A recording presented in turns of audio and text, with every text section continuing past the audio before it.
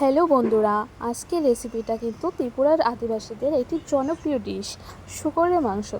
চলো দেখো কিভাবে রান্না করছি। প্রথমে এখানে পেঁয়াজ, মরিচ, রসুন, আদা আর আলু পিস করে নিয়ে নিয়েছি। তারপর শূকরের মাংসটা ভালো করে গরম জল দিয়ে ধুয়ে নেব।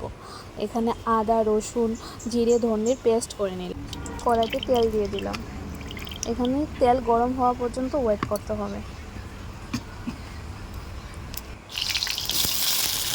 বেশ তেলটা গরম হয়ে গেলে তারপর এর মধ্যে আলু আর পেঁয়াজ আর লবণ, হলুদ পরিমাণ মতন দিয়ে ভালো করে নেড়ে দিই। আলুগুলি ভালো করে ভেজে নিতে হবে।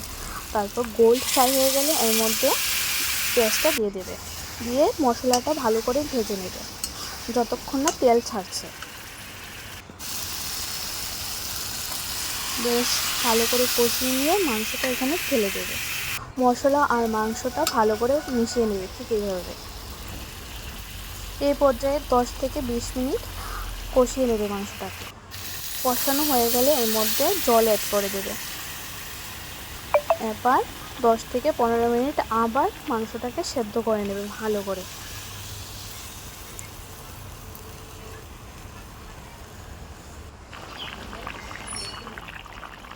বেশ তৈরি আমাদের স্পাইসি পর্ক কারি।